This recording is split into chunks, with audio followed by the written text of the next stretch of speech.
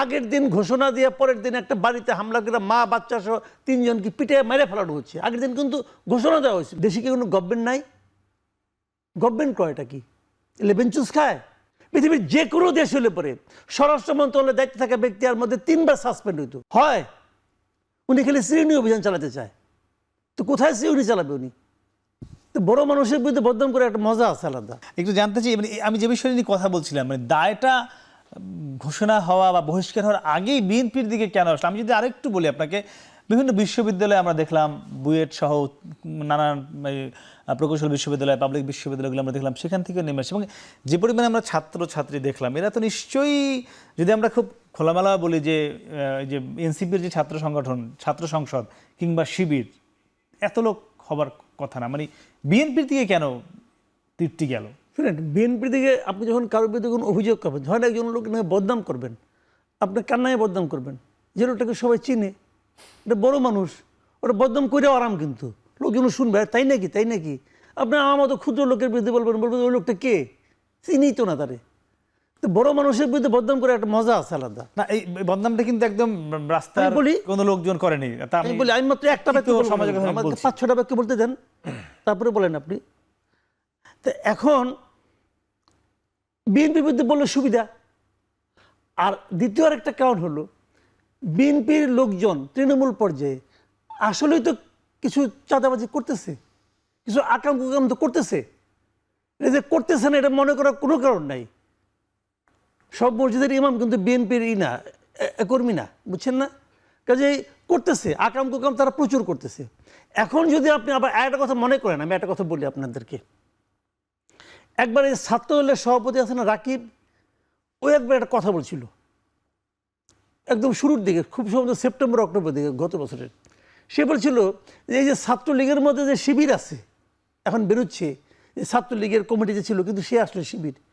সে বলছিল যে গত 15 বছরে শিবিরের ঢাকা ইউনিভার্সিটির কমিটিতে কে কে ছিল এটাকে তালিকাটা আপনারা করে দেন।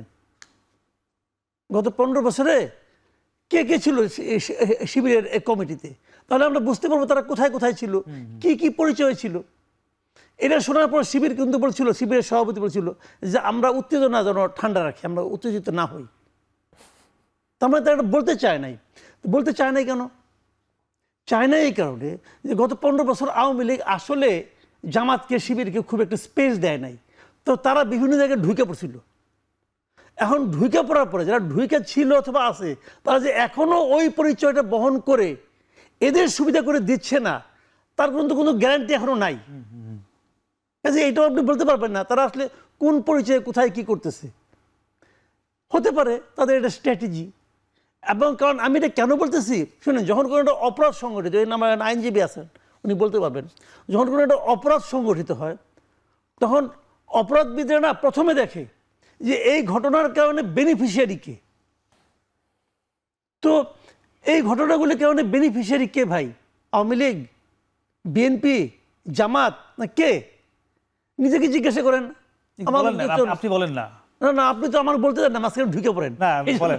আপনাকে বলাতে চাই, বলেন না। তো সিম্পল কিন্তু বেনিফিশিয়ারি কে?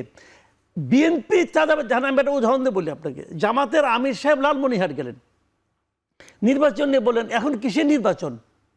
পাটগ্রামের দৃশ্য দেখেন না? পাটগ্রামে কি হয়েছে? হ্যাঁ, পাটগ্রামে একটা ঘটনা ঘটছে, পাথর উত্তোলন নিয়ে কিছু লোককে ধরে আনছিল, বিএনপি নামধারী কিছু লোক থানা ভাঙচুর করছে। উনি যখন পাটগ্রামের কথা বলেন, উনি তখন কিন্তু পটিয়ার কথা বলেন না। কারণ পটিয়াতে যারা আক্রমণ করছে ওখানে বিএনপির নামটা উচ্চারণ করা যায় না, এই মানে কারা কুঞ্চি দিয়েও বলা যায় না। কাজে উনি বিএনপি নাম ওটা উচ্চারণ করেন। তার মানে ওনাদের জন্য বিএনপির নামটা উচ্চারণ করাটা একটা সুবিধাজনক ব্যাপার, ওনার জন্য একটা আরামদায়ক কাজ।